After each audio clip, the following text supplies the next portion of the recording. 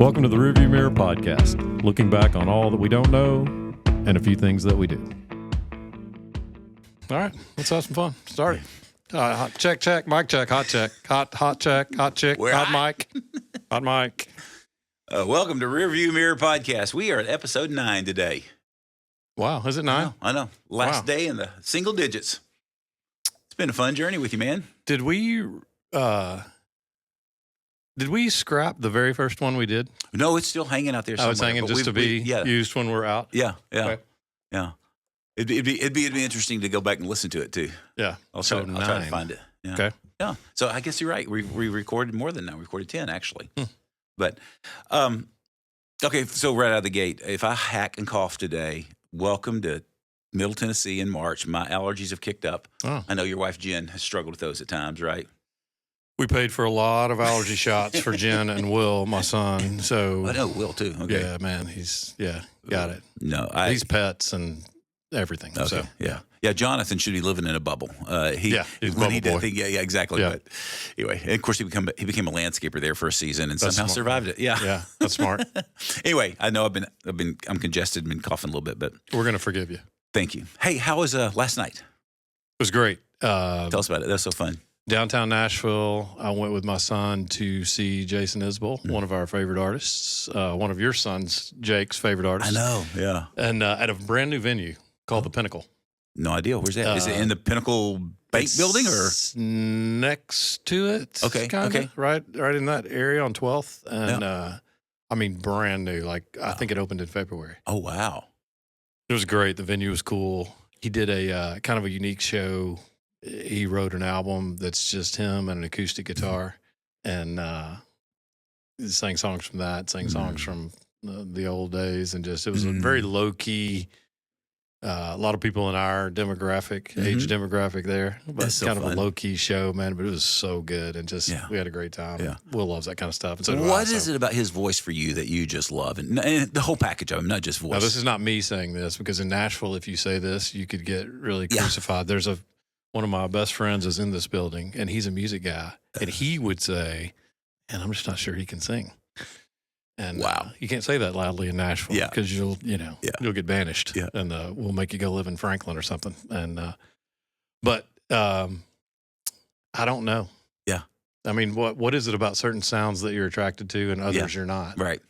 I think the fact that we've got family history where he's from in northern Alabama. And a lot of the references to Nashville and Alabama in the South, I think, resonate. So his stories really grab you. He's an incredible. I had two people in front of me that made this comment last night, various age ranges that, and Jake, your son, would say this too, and Will would. His lyrics are one of the best songwriters in terms of creative lyrics that say a lot in a little. And can tell a story. Yeah, I think that's attractive to people. Yeah. And it's not everyone's taste. Yeah. For sure. Yeah. And, but this was a really unique kind of performance with just him without his band. And a couple hours and just a really good for you. Yeah. So it's fun. Well, it's funny. I only knew you there because I texted you excited about your Arkansas Hogs in the tournament last night when they were making this big run to make a comeback to beat Kansas, which was fun to watch. And then I get this text back at Jason Isbell. I thought, good choice for you. Probably a better choice for you.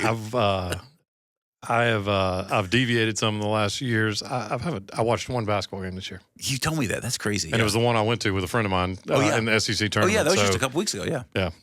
Excuse me. Didn't watch last night, but I understand they won, so that's good. Yeah, that's good. That's fun. Okay, I got an idea for today. I'm willing to go with it, I think. Okay. I don't even know what it is. Well, if not, we never release this one. Right. Yeah, that's the beauty of a podcast. Isn't it? You can do whatever the hell you want to do, and you can just scrap it, man. Delete. Yeah. Oh, it's great. Oh, all right. Gosh. Okay, so I've been... You're back to your computer this week. I am, because I've got something I want to read. You've already glanced at it, too, so that's good. Well, I know, because I don't know why. It's like I'm afraid it's This is so funny. gone away. That's one of my favorite parts of this whole podcast. I'm just watching you... squirm a little. Okay. No, do it. Leave it up. I'm just going to for a little bit. But so I've been watching this trend. That's not the right way to say it. Our daughter Sarah does her own little podcast with her friend Kenzie. It's a cool podcast called the Even If Podcast, and two early 30s girls talking about life and just how they're navigating things, and they do a beautiful job. Well, on an episode, I don't know, a month or so ago, They did this thing that I guess is going around in the social media world right now called um, if I no, it was I had a cup of coffee with my younger self this morning. A lot Okay. of girls are doing this, right? And so it's kind of just where they're talking about it. Went back and met my younger self, and she had her hair in a ponytail and was wearing a pink Gap sweatshirt, and I was dressed for work and had on my heels or whatever. But then it's just it's this real kind of self compassionate moment where they talk about, gosh, when I was 20, this is what myself was worried about. And now, as a 35-year-old, I'm looking back at it going, oh my gosh, girl, don't worry, this is going to work out okay. Or what you've got is enough. And it's kind of a cool thing. Interesting. It comes out of the psychology therapy world in many ways. There's a form of therapy where they'll use something called the empty chair technique. And, like you're with your therapist and they're talking about something. Well, let's pretend your younger self was in that chair. What would you want to say to him? So it's a cool thing. Okay.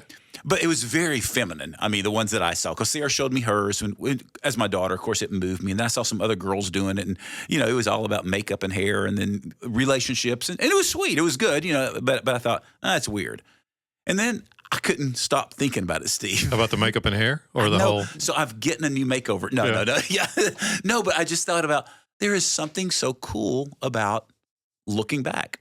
And then, slow to connect Somebody should the do dots. a podcast on that. Oh my gosh, am I slow to connect the dots or what? I thought, well, crap, that's what Pierce and I are doing every week. We're looking in the rearview mirror. We really are kind of looking back. And so I thought I'm going to sit down and write one of those.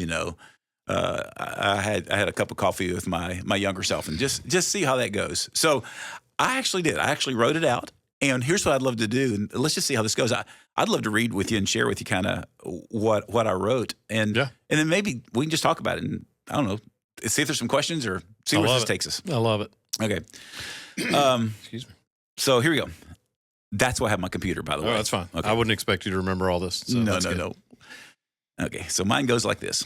I had a beer with my younger self last night. Well, you're off already because you don't drink beer. You'll follow me. All right, I'll let you talk. No, this is good. I had a beer with my younger self last night. Actually, neither of us ordered beer because he was too young and I still don't like the taste. I told him, you'll often believe something's wrong with you because you don't like IPAs, stouts, or microbrews. Seems like all of your buddies do. Sometimes it'll be lonely, but that's okay. The truth is, you have a high aversion to anything remotely close to bitter. So then we toasted our Coca-Cola classics. Huh. He was wearing gym shorts and Converse Chuck Taylor high tops and had just finished playing basketball. He told me he sucks and he missed too many shots. I told him it's really not about the game or the points. It's about moving and staying active. It's about building friends. I encouraged him, don't quit, and that he'll be a much better man if he keeps doing it. He told me how he gets afraid when mom yells or when his boss cusses at him. He feels small and assumes that he must be doing something wrong. I told him not necessarily. Even authority figures, like parents and bosses and even pastors, they're not always right. Their behavior doesn't have to define you.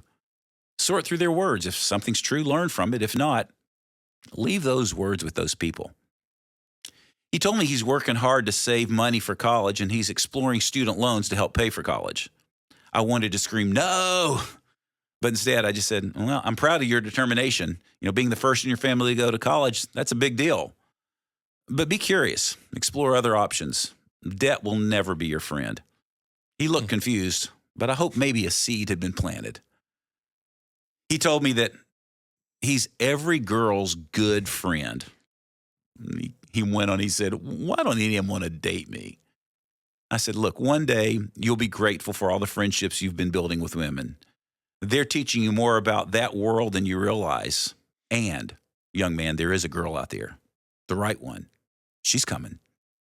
He grinned, and he told me that he hopes that she's from the South. I told him, oh, she will be from the South, but not the SEC, rather from Southeast Asia. I wanted to tell him Malaysia, but I knew he had no idea where that was.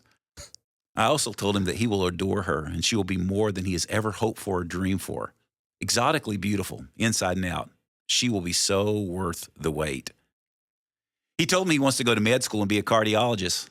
I told him that's a great dream. And one day he will tend to people's hearts, just in a very different way than he's thinking now. He told me that he battles with lust and he thinks he's the only one.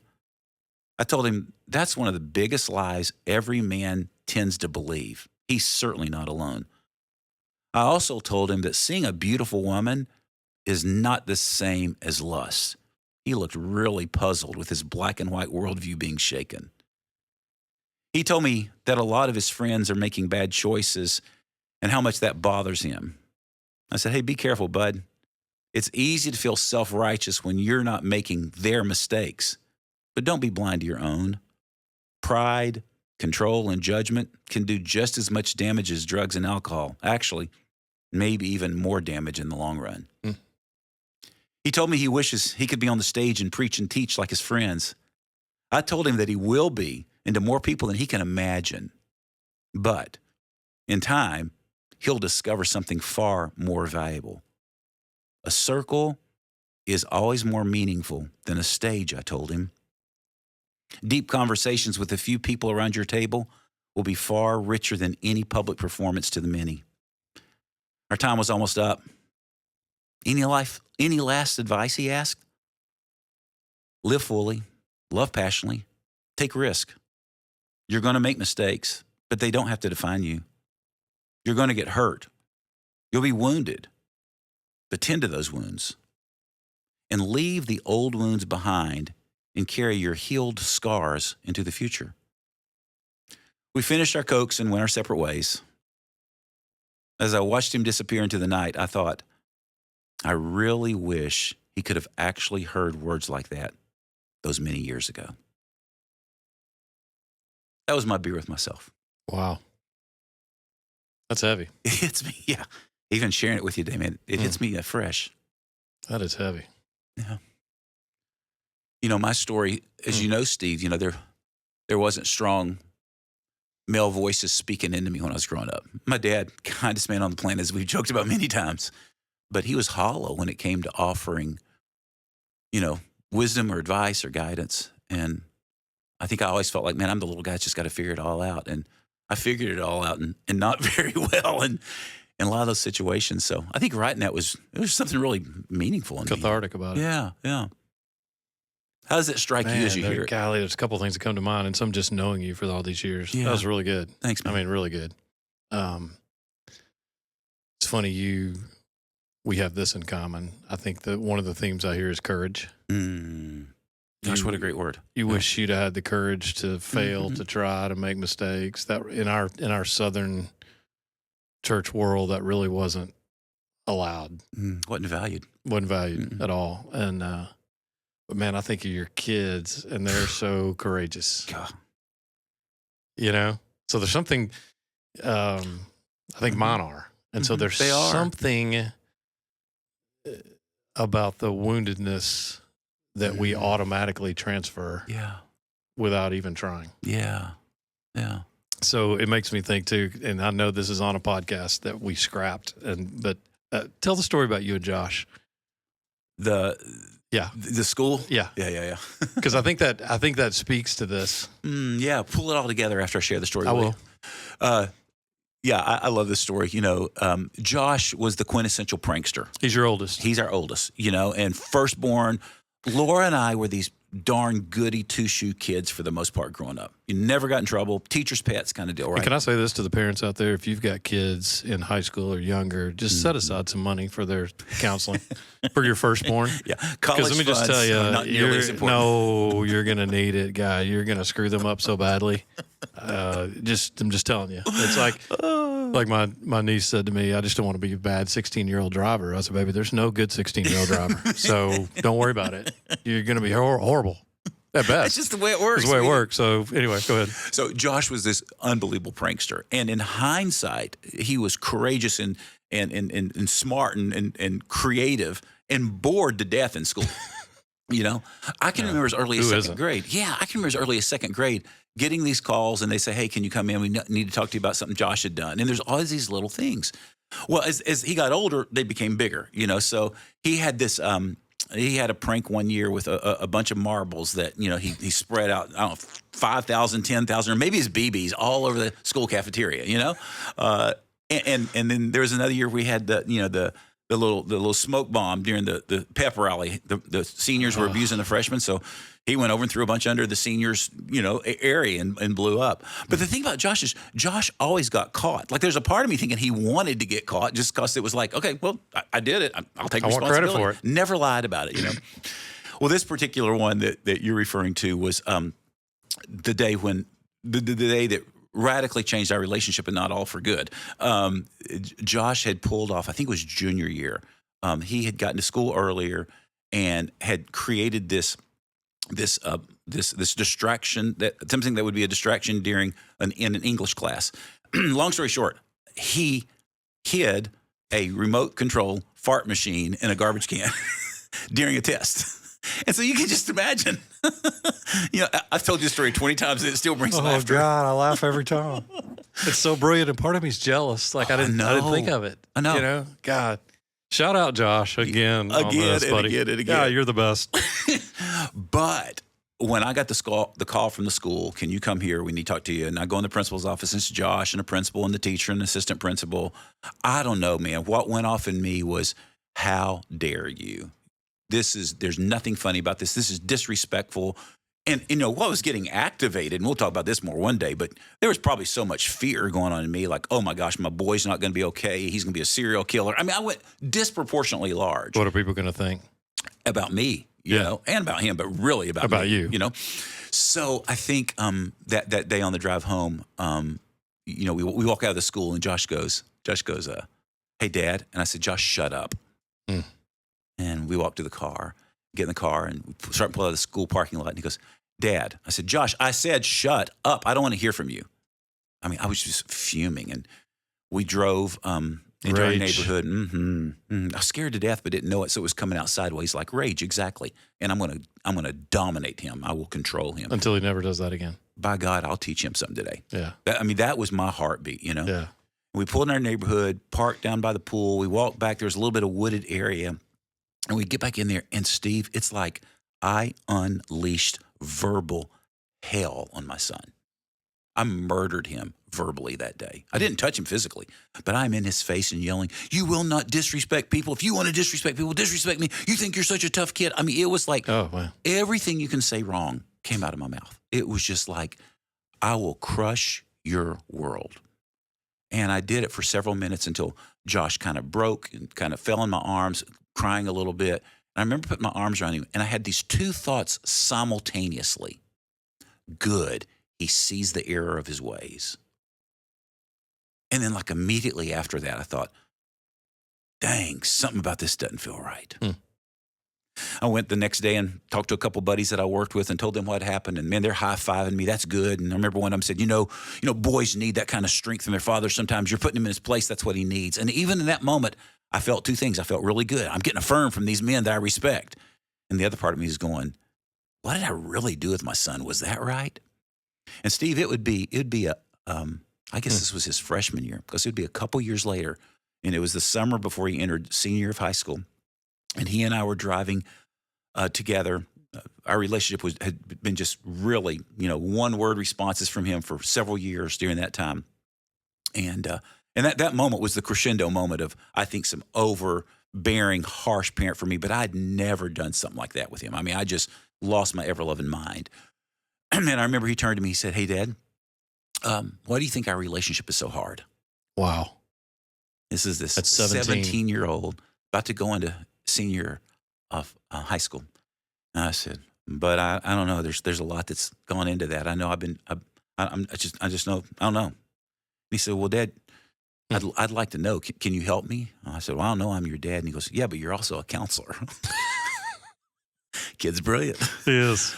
And he said, like, what would you say to me? And I said, well, let's role play it. And we're driving out in the country toward Leapers Fork. And I said, well, Josh, thanks for coming to the office today. And we both kind of chuckled, I said, tell me about your dad. And as you would expect from Josh, my dad's a good man. A lot of people like him. He helps a lot of people. He says the right things. And he says, he's a wise man. I mean, just said beautiful, nice things. Right. And all I could do is say, well, Josh, that may be true, but, and I don't know why I asked this question. I said, but Josh, that may be true about your dad, but tell me, how has your dad hurt you? And Steve, Oh gosh.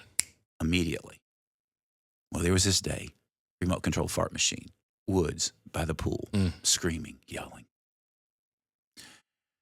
Dude, I had apologized for that day to him because I came to my senses before that moment. I came to my senses within a couple of days of doing that and talked to Laura, and Laura would have helped me get to my senses quickly. I apologized to him for several times, but my boy for 2 years had carried that. And again, there had been no way for him to process it well. And I guess, and for me, I didn't know it was still there. I thought, well, there's something else going on with him. But it was one of those breakthrough moments when I realized, my gosh, what we do has long-term impact. And I've often thought about that day, and I've thought, you know, if I could get that phone call again, can you come to school? And I get there, and they tell me about the remote control fart machine, all that. I think I would have sat there with a straight face and listened, and then I think I would have asked administration, what do you plan to do about it? And which I did that day, and they gave him 3 days of in-school suspension. And I think I would have gotten up, and I would have walked down the hall, and the minute I walked out that office door and entered the hallway, I would put my arm around Josh, and I would go, dude, what an incredible prank. Good golly. Probably not the best timing, but what a great prank. Man, I hate you got the in-school suspension, but oh well, welcome to consequences. Burgers on me. Burger? Exactly. Yeah. If I had it to do over, Steve. But again, even in that moment, I think I'm acting out some of the stuff that this little guy just talked about didn't have. So all he knew to do is be morally right, make a good choice. And that's where you saw some of my self-righteousness come out, even in Josh. What made you connect that story to Well, this? because I think what you just said, like that's what you would say to however old you were at that time, Jeff. Probably 20, 19. As a parent. But I mean, when Josh was 17 and you were whatever age, I think now that's what you would say to that parent. Gotcha. Oh yeah, you're right. Yeah. And we've talked about that a lot, and we've talked about it some on this podcast that I don't know that I'm sure I might be forgetting. I don't know that I've met very many parents, if any, that have said, man, I wish I'd have been harder on my kids. Right. Yeah, that's the truth. But a lot of stories like that. And your honesty in that in the day, I think helped curtail some of my rageful behavior with my kids. I'm so too. grateful. And so grateful. some of it still filtered through, of course, no doubt. But, and I think there's probably a generation ahead of us that would say, there's too much freedom, because I don't need to explain things. It's just the way I said. That's we're going to do it the way I said we're going to do it, just because I am, and you can certainly do that. And I think you're going to reap the relationship accordingly. Yeah. But I thought, man, that's the first thing that came to mind when you said looking back on younger Jeff. Yeah. And courage. I don't think I knew this about you till we started this podcast, but that you were such a rule follower. Yeah. So fear-based, that foundationally, I think that's what it was. I was just so scared, and primarily of my mother. God love her. I mean, I always say about my mom, you've never been loved until you're loved by my mom. Yeah. You've never been hurt until you were hurt by my mom. Mom just was, she had that bipolar-like tendency. In this day and age, she may have very well been diagnosed that way. I don't know, but gosh, when she loved, it was all in. And I would come in the door after school and, it'd be my favorite dessert made and come to the table, tell me about your day, And man, I'd come in some days and I would be met at the door with her left hand, slap me across the face. Why didn't you, take your laundry to the washing machine? Whatever. Just like a totally too big of a reaction to the moment. Right. So, even in this little letter I wrote, when I talk about, the little boy says, I get afraid when mom yells at me. Man, that's my life story. Well, I didn't deal with it for a long time. and so that's what comes out with Josh. I can remember that day literally when I roll the videotape in my mind of being down there by the pool yelling at Josh, I am exactly recreating the drama between me and between my mom. And my mom would yell and get big and threaten like I did that day. And I would just sit there. And then finally I would break because I was terrified. I didn't know I don't even know what I've done. And I think that's probably where Josh's heart was that day. Well, okay, I pulled a prank. What's the big deal, Yeah. dude? Yeah. But for me, again, that crap gets triggered. But the long tail, I think that's why this exercise can really be valuable for us. It brought me to tears a couple times when I was writing it, Steve, because I realized there's still these parts of me that I feel like I've been responsible with. I've been in tons of counseling myself and tried to understand the impact of the super passive dad in my life who's such a good man but super passive and offered me no guidance. And then this overbearing, demanding mom at times who could be verbally and emotionally abusive at times. I've done tons of work with that, and yet there's still that little boy still lives in me. There's still Sure. that part of me that gets scared. There's still that part of me that wants to hide, that wants to play small, that wants to please people. Gosh, he's grown and I've grown and I know how to help him and I know how to regulate him and I know how to set him down and say, hey, we don't need to be afraid. I've got this. But I would be a liar if I thought that still didn't percolate its head up. So I think this exercise was, I did it because I thought, well, Sarah did it. I'm going to try it. But gosh, it became a surprise thing for me of going, I want to pay attention to my own story, even in this season of my life. When you reread it just now or read it before we got here, Mm-hmm. what phrase or section surprised you the most? Mm. That you said, man, did I write that? Yeah. I think I know. You can look through it. I'm going to just peek for a second. I don't know if it surprised me the most, but I think the one that screams at me is there's probably three of them. It's the, when I said back to him, even authority figures like parents, bosses, and pastors aren't always right. I was so conditioned that you respect authority.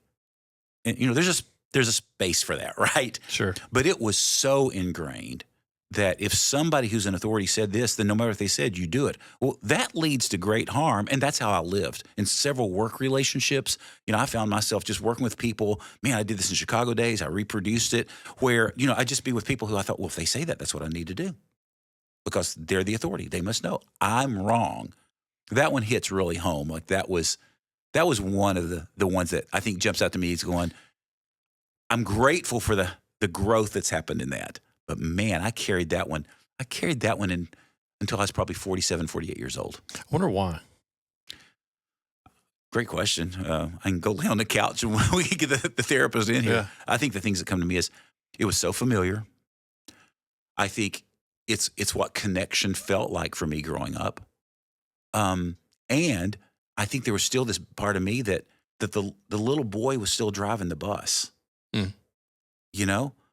People would see this confident man who could communicate and lead and talk and stuff. But the little boy was under there going, hey, that's why the stage is the other one, The stage felt safe to me because up here, I'm the expert because you can't ask me a question. People don't know you. Yeah. Shut up, Steve. You can't ask me a question. I get to perform. Let's get to talk. Exactly. But boy, that did more damage to my soul than in real time I had any clue because it reinforced as long as you look good, you are okay. Yeah. I looked really good, but I wasn't okay. Well, and you're an intuitive guy, Mhm. and I have some intuitive abilities. That's been Mhm. one of You the fun do. part about our conversations is I think I'm a rebel at heart, but also struggled with a lot of fear. And so anytime anybody in authority tells, has a mandate, tells me something to do, my first question is always, well, why would I do that? Yeah, right. You said it before. Now, I don't have the courage always to act on it. Now, there's a place, I think biblically there is a place for authority, Mhm. and authority is a good thing. Mm-hmm. And I'm not, Mhm. don't hear me saying that it's not. Yeah. But I've tried to raise our kids where, and I've struggled with this concept. And man, this would be a Jeff at Gmail for your comments, Yeah. not to me. But I struggle with authority just based on chronology. Mm. Just Yeah, because unpack somebody's that. That's great. Just because somebody's lived to be 90, okay, God made them. I don't know them. I'm going to be respectful of their story. Yeah. But it doesn't automatically mean that they've earned respect. Yeah. In my mind. Yeah. I want to see how you lived your life. Yep. What do your kids say? What do your friends say? What do your, Mhm. well, all the while extending grace. Like, I don't know all their story. And man, they've Exactly. made it a long time. Right. But there's more to it than just God hasn't taken you out yet. Yeah. Just by virtue of surviving. Yep. I don't know that automatically commands respect, if I can say it that way. Right. Or not even by surviving, but I think in my background, it was the label you carried. Sure. You know, this there were person, certain labels, right?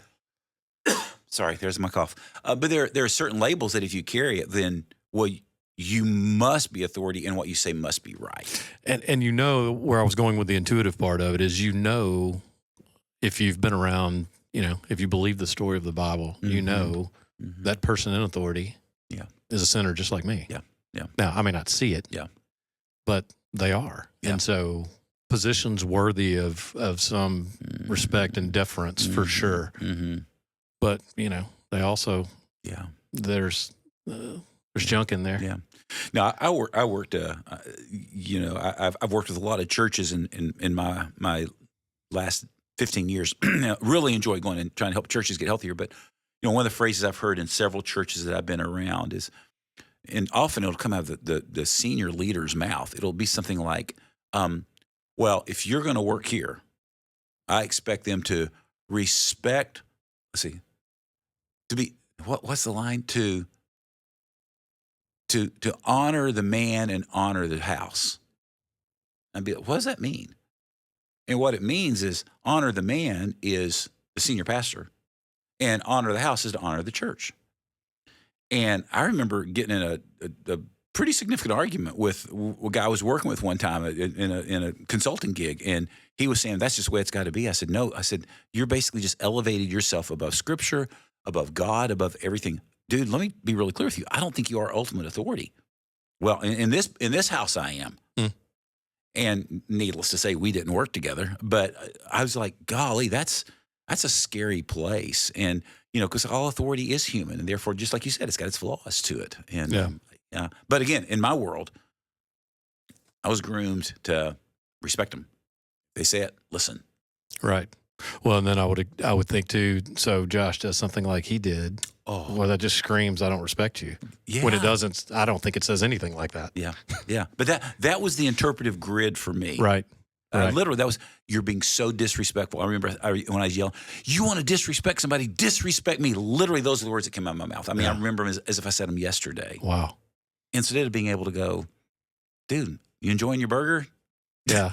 Tell me more. Well, and the reality is, I think too, looking back, I mean, everything has consequences. And again, there are consequences when you're a parent for your kids not doing what they need to do. And you've got to be hopefully the wise, judicial arbitrator of that. Yeah. Okay. But a lot of times they're just natural consequences. Mm-hmm. The school's going to give him in-school suspension. Yeah. Nothing worse for a kid like Josh than to have to sit in school and sit still and be in a suspension and not see anybody for 3 days. Yeah. I mean, that's hell. So exactly. It just, a lot of times it just takes its course. But again, going back to this exercise, my family of origins message was, if you get in trouble at school, you'll get in bigger trouble when you get home. Right. So what did I learn? I learned early on that, okay, well, if a kid messes up somewhere out there, it doesn't matter what the consequence is to them. When they get home, I'll give them a bigger one. Yeah. So when my kids would get a speeding ticket, early days of driving, my first blush, especially with Josh, the firstborn, again, sorry, son, but with Josh would be, all right, then give me your keys. You've lost your car. You got a speeding ticket. Instead of going, wait, he's already got a consequence. This is where I think we parents get it wrong so often. We don't take the opportunity to be compassionate to our kids when they've screwed up and when they already get a consequence. And, speeding tickets are great opportunities. In-school suspension's a great opportunity just to say, wow, man.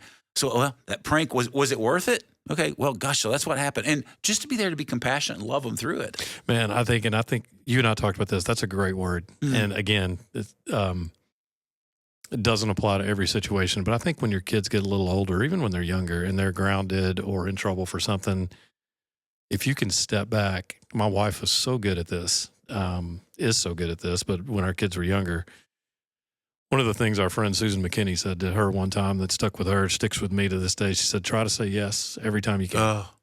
And I thought, man, that is, Bob and Susan were, they're so fun and great with their kids. And we tried to do that, and man, we sucked at it sometimes. But Yeah. even if your kid's grounded on a Friday night, I mean, you probably don't want to do this, but I would just say, what a great time to go get a pizza. Right.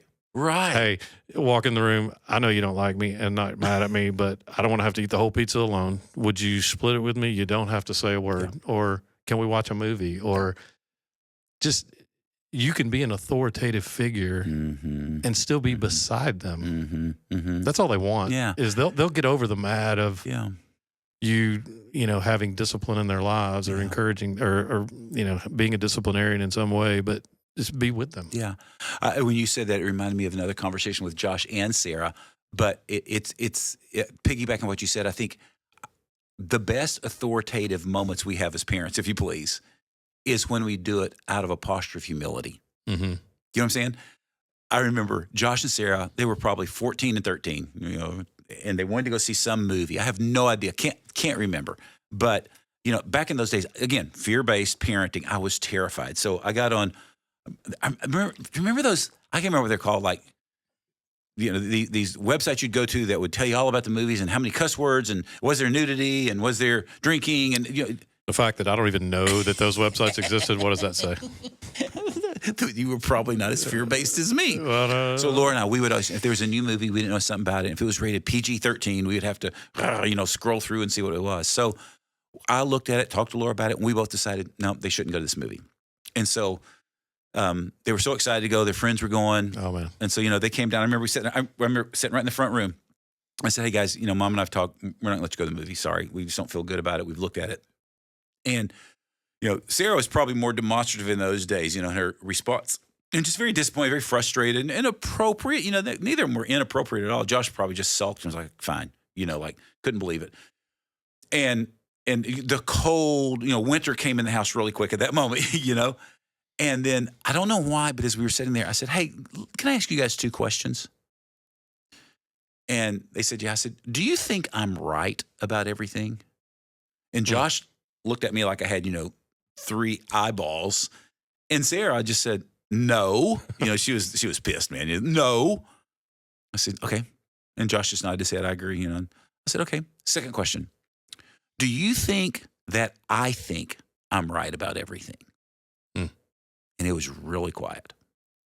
Because I think their first blush was, Yeah. you know. But then after, I don't know, 30 seconds or so, I think it was Josh who said, probably not. And I said, you guys, I don't think I'm right about everything. But I feel like in real time, I have to make a decision. And I'm trying my best to make a really good decision. And I think the good decision is for you not to go to the movie. Here's the deal. Fast forward the tape 10, 15 years from now. We may be sitting around Thanksgiving table and we may talk about this movie. And you two may look at me and go, Dad, thanks. That was so wise. I'm so glad you didn't let our young brains see it. Or you may look at me and say, Dad, you were wound too tight and we're just going to die laughing. But today. Or we may be watching this movie as a family today. Yeah, exactly. I said, but today I'm just going to make the decision that I think is a good decision. What a great way to phrase it, though. I don't know where that came from, but I liked that because I wanted my kids to know, I don't know, but I'm doing the very best I can do. I've tried to research and I think this is what I need to do. Well, I didn't know, though, the other thing I said that day was really self-fulfilling prophecy. The number of times we sit around a Thanksgiving or some other table and we look back and we laugh generally at decisions I made that were so fear-based where they were wound a little too tight. Right. But I'm grateful my kids are at that table, that they've been able to overcome moments when I was too command and control. I was too tight. Sure. Again, it's this little boy that I wrote this little blurb to today. You know, he had no guidance, so he did what he thought was right, but sometimes it just flat out wasn't. What were the other 2 things that stood out? I think one of the other ones was about the stage. You know, I can remember Steve being 18 or 19. And this is weird. I don't think this is normal, but it was that hyper-religiosity, rural East Tennessee Pentecostalism that I was raised in. You know, the stage was the money place, man. You know, and I don't mean literally, but it was just like, gosh, if you get up there, you've arrived. And I had a bunch of friends who were, you know, early 20s, and they were already up and doing their things on the stages and preaching and teaching or singing or whatever. And there was like this, man, I will really be a good Christian if I stand up on a stage like that and communicate truth one day.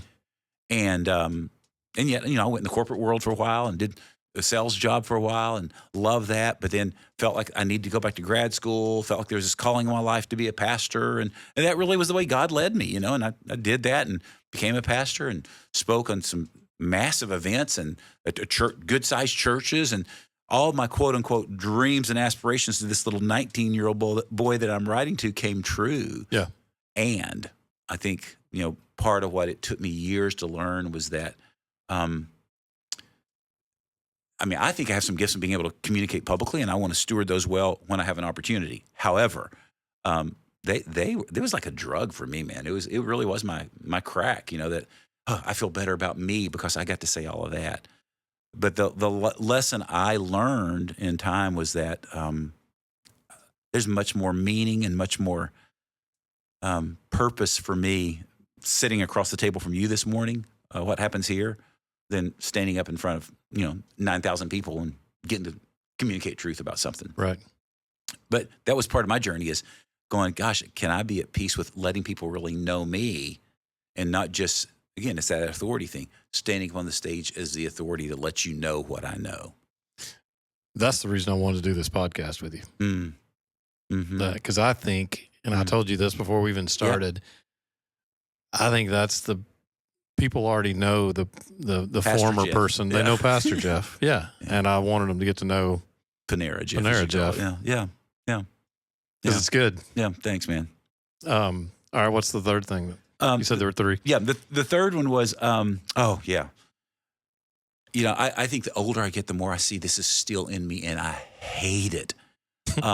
I think people who know me at a level would say Jeff's a pretty gracious guy and compassionate, and I think that's true. I think I am, and I've got this self-righteous bent in me that makes me so mad. Yeah, and there's not many people who get to see it, but it's that judgmental side of me. So that thing where I wrote about, and I can remember looking at my buddies who are making quote unquote, I think fair to say it's 17, 18, 19 poor choices, messing with drugs, poor choice, binging on alcohol, probably poor choice in those days too.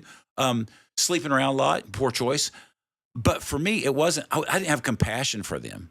I may have expressed that, but what I really felt was, on the one hand, I was like mad as hell. How dare you do that? I don't do that. I would never do that. I'm smarter than you. I protect myself, I probably was jealous of them. I don't get to do that. Having fun. Yeah. And I was like, they're doing what 17-year-old kids do. I was too goody two shoes, right? Exactly. Yeah. Exactly. But the only way I knew how to frame it was, I'm better than them. Yeah. And I would never stoop to that. And, I feel like in my late 30s, early 40s, I really started being confronted with the reality of, okay, dude, you got a side in you that's just not pretty, man. My dad used to say, you think your shit doesn't stink, Gosh, it does. Yeah. It does. But I think that has been one of those lifelong battles with me again. And that's the long tail of legalism. When you're raised in legalism, it's all about making sure, your holiness is equated to how good you are, which is not holiness at all. Then you become very self-righteous and prideful about it. I think that my observation over the years, getting to know you, is that's funny, and not funny, but it's like it's something I learned about halfway through our years having coffee. And I agree with this. You've said a lot. Hey, I believe this strongly. A person reaps what they sow. Mm-hmm. As part of that, I think you really do believe that. But there's a part of it that feels good. Feels good because I haven't sowed anything bad, so I'm going to reap things that are good. Yeah. Some of that too, man, I think is. I think if you have a personality type, or you are a person that didn't do a lot of overt things wrong, it's easy to take that position. Yeah. And, one of the things about the one of the parables that I love is, you may have to help me put it all together, but the two debtors that went to the king that both, one owed a great debt that he couldn't repay, and one owed a small debt that he couldn't repay. Yep. Which was more, who was more grateful, the one that owed more, the one that owed less? Yeah. Well, the thing I think that gets lost in that sometimes is neither could repay it. Yeah. Yeah, gosh, that's good. Yeah. Neither one had the means to repay it. One just understood that clearly. And the other didn't understand. And I think that's so the gospel. I mean, I'm a sinner, Yeah. and I know it. Yep. You know, Yep. people around me know it. Yep. Yep. But you also know, man, whether you know it or not, Yeah. the redemption story is for you. Right. Because there's a debt that Christ paid for us that we can't pay, Mm-hmm. whether we're on stage preaching or not. Right. And it's a beautiful, beautiful thing. Yeah. And Yeah. but if you don't, but if you, for whatever reason, if you didn't make choices along the way, poor choices sometimes I think it's harder for that Mm-hmm. person. Mm-hmm. And I was that person growing up to a certain age, Yeah. just like you. Yeah. But I didn't, man. Yeah. And I was, and then Straight and narrow, right? Yeah. And then I went the complete other way and made every poor choice you can make. Yeah. And that's not a good road either. Right. But you do get some awareness as to, Mm-hmm. Well, it's that old quote. I know we've talked about this a few episodes ago from Saint Julian of Norwich, from 13th century, if I remember right. Sin is behoovely. Sin is necessary. There's a purpose to it. and there's a season that it's appealing.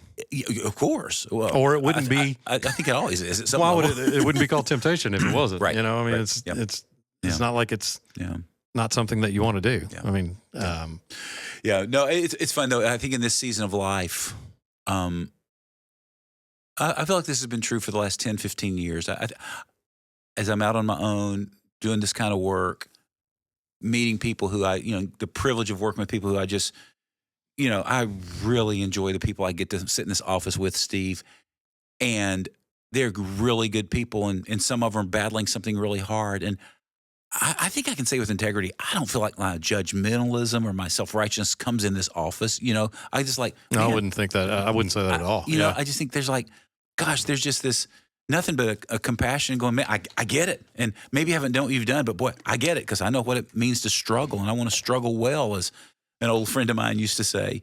But there's this little thing I read a few years ago, and I think of it from time to time. And I would have loved to tell this little boy in his self-righteousness, I would have loved to told him these words. Let me see if I can quote it. It says, "Every person that you meet is fighting a battle that you know nothing about. Yeah. Be kind, always." Yeah. And I think I would have probably said, don't judge, always. It's easy to get pissed off at people that are doing something that you just feel like, well, that's just so stupid. Why would they do that? And so you don't know their story. There's a story, man. There's something's going on. There's a story there. And that's the man I desire to grow into and to continue to try to grow into. Is I just want to be so compassionate and gracious to people who see, view, think, believe, value differently than me. They got a story. And when I do an exercise like this and I look back in the rearview mirror in my own life, I realize, gosh, that's what that guy needed. That self-righteous little 19-year-old and that 29-year-old and that 39-year-old, he needed somebody to go, dude, it's going to be okay. And honestly, there's a pastor I worked with in Chicago named Jim. And Jim was the first guy that really held the mirror up to me in that area. Jim said to me one time, he said, "Jeff, you need to take a bath in grace." I thought, what the heck does that even mean? And as we would unpack it, he would say, you push so hard, you go so fast that you find yourself really frustrated at people that aren't keeping up with you. He said, but I don't think it's just in performance that you do that. You kind of have this metrics or this measurement that you're looking back and going, well, if they're not meeting my standard, they're not good enough. And I remember thinking, nobody's ever said that to me. That's not true about me. Well, I think Jim just saw me really well. Yeah. And it was the first time someone held up and said, there's a self-righteousness in you need to see.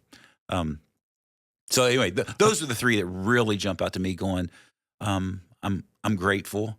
I think the one of them that was it was sweet to write. And it sounds like I'm boasting, and I really don't have any desire to do that with this, but I really wanted to go to med school. I wanted so badly to be a doctor. And that cardiology world was so fascinating to me. I thought, man, working on people's hearts and, helping with heart attacks, it seemed great. But organic chemistry, brought me to reality real quick. But I love that little phrase. When I said to him, I told him that's a great dream, and one day you will tend to people's hearts. Yeah, that's a good line. Just in a different way than you were thinking. When you have. Dude, I love that. I love that I get to just walk with people responsibly, not just vocationally, but I hope I do that with my friends. I hope I do that when me, you, and our wives and other couples are sitting around my table or your table. I think you have. I want to do that well. I mean, thanks. Yeah. Well, I get to be surrounded by people like you who do it back to me, and I think that's what keeps my heart pumping well, you know. Yeah. I think I'm going to go back to the self-righteous for just a second. I don't see a ton of that anymore. That's a gift, man. Thanks. Yeah. So I think that's it was there. Yeah. For sure. Can I tell you how you've called it out? Oh gosh. You're so good at this. Gosh, this is where you just have a superpower, Steve. At least with me. Yeah. I'd like to get that on tape and say it again. It is right now. Yeah. All right. That's right. Oh yeah, we're on the podcast. Hey, Jen, listen up. I'm going to tell you about Steve. No, like I can think of mornings at Panera when we're the four of us or three of us are talking about something, and I'm not even aware of it, but I'm getting activated about something I'm hearing that some church did or some person did or somebody, whatever the topic was. And I would say, well, yeah, I really wish what they do is da da da da da da da. I would just kind of lay out my, I know better. And you'd say something like, you have so many of these lines, but so why do you think your way would be better? And you have these ways of just taking a simple phrase like that and exposing in me going, oh my gosh, I'm doing that thing again, aren't I? Or I would say something about someone that, I wouldn't even hear it as judgmental. And you'd say something like, well, gosh, he did that. What's the big deal? Have you never done that? And, most of the time I'd be like, oh yeah. Why is that pissing me off so much about what they're doing? Again, to the little boy, look in the mirror, bud, slow down. You got your own stuff. Well, I appreciate you saying that. And I think one of the things I loved about our meetings over the years with you and our other guys is that's a place you could do that. Yeah. And you could have that dialogue. And I could ask that question, and maybe I'm wrong. Yes. And we could talk about it or hash it out. You didn't have to be perfect. You didn't have to think perfectly. Yeah. We discussed some controversial things. We had some controversial events happen. We did. And we walked through well. Mm-hmm. And it was just a very, probably overused word, but it was a safe spot. Yeah. Yeah. And so I think you feel free to ask questions and get feedback and see how they were. And yeah. We need that, don't we? That safe spot. Yeah. I think guys do. I mean, women do too. And I think sometimes they break down barriers differently, but a guy needs a place where he can tell the truth, as much truth as he wants to tell. I think that's why. In a moment. Yeah. No, I think it's why I love my little office setup here. I can see like 8 or 9 people in here, and 3 or 4 times a year I'll do these groups for men, and sometimes they'll be topic driven. Sometimes they're just more like let's just talk about stuff. And I think what you realize really quickly when we come together as men is that we start slow. It's almost like we're posturing a little bit. 80% of us do, But man, week 2 or week 3 of an 8-week group, what happens in here is, I think it's holy ground. It's just like guys really desperately desire to be known and to be in a relationship with other men. Most of us don't know how to do it. And I don't know. I think that's some of my favorite work when I get to be a part of that. And not just work. I need that in my own life, but I'm grateful for those moments. Yeah. God, that's good, man. Thanks for letting me share it. Really good. So there's this part of me I want to go, okay, your turn. Time for you to go right to that little boy, because I'd like to know more about him, man. Yeah. I might do that. I'm not committing to do that. I'll think about that, though. I've done a few little exercises like that before. Right. And I might do it off the cuff a little bit, or I might write something down. Yeah. Yeah. There's something about writing it that I could see was that. Powerful, Yeah. I think it just forced me to go, no, if he just said that, I know it's hypothetical, but if he just said that, which comes from me, what would me, Jeff, sitting at this table, want to say to that young guy? And I found myself, no, I don't think that's what I want to say. Wow, I just shamed him. Like there was one of them where I thought, oh my gosh, like this is the one. This was my first version, if I remember it right. I said, he told me that his friends are making bad choices and how it bothered him. And what I wrote was, I said, look in the mirror. Oh my gosh. What the heck? With the right response, just maybe just a little different tone, but there it is. Yeah. It's like, slow down. So I love when I get to places. I said, hey man, be careful. It's easy to feel self-righteous when you're not making their mistakes. Like that feels so much more compassionate. And again, that's what this exercise is. How can I be compassionate to that poor little boy that, again, was swimming upstream, man, swimming upstream. And I think if you're out there and you're a guy's guy and you're going, why would I want to be compassionate to myself? Okay, Exactly. I would say as a past middle age, as an old guy, I would say the reason I think it's important to be compassionate to yourself is because your junk drips out on everybody else around you if you're not. It does. And you may not care about that, but if you do at all, deal with your stuff, man. deal with your shit, because it goes all, that's what I wanted to say. And so I'm going to say it because I'm 58. I'm glad you did. Your shit gets all over everybody if you don't deal with it. Yeah. And like my dad says, and it will stink. And it does. And so I just, again, for the guys, man, just give yourself some grace and use the same, I know so many guys that are creative in business and creative in their, or are creatives in music or art, whatever. And, you can bring that same creativity to your home. Yeah. When you said that, about if you're a man's man, don't want to, why would I do this? I felt like that was an exhortation from you. Your stuff's going to leak all over people. I think my favorite line in what I wrote, and it's funny because I'd sent this line to Jacob a couple weeks ago. He's the one that loves lyrics on songs, catches clever songs. And so we'll swap back lines we hear in a song, or he probably sends them to me more than I'll send them to him because he hears these clever lines. And then sometimes he'll think, hey, I was thinking about this line. What does this sound like? And he has really funny ones too. But I said, okay, I got a lyric for you. I've never heard it in a song, and maybe it's out there and I just don't know. But write me a song around this. And it was this line right here. I'm going to leave the old wounds behind and carry my healed scars into the future. Healthy men don't walk around with gaping wounds. Problem is, a lot of us don't even know we have gaping wounds. But the people who try to get close to us, they feel the mess that comes out of us. 100%. So I loved what you said, man, and just how do I tend responsibly to those areas of my heart? That's so important. That's so important. Yep. Great. Thank you for letting me share this day. That was awesome, man. It was fun. Really good. It was fun to, in light of our podcast, it was fun for me to look in the rearview mirror today and to think about that little boy. So enjoyed the conversation, and I'm going to hope you write. If so, I'll look forward to hearing Steve's version someday. I'm going to take that under advisement, and we'll see what comes. Consult your lawyer. Yeah, I'm going to let me talk to a few people on my team. All right. Well, thanks for joining us today. Tune in next week when Steve may talk about this, and Steve may not talk about this, but we will talk about something. Yep. We're out. See you. Bye.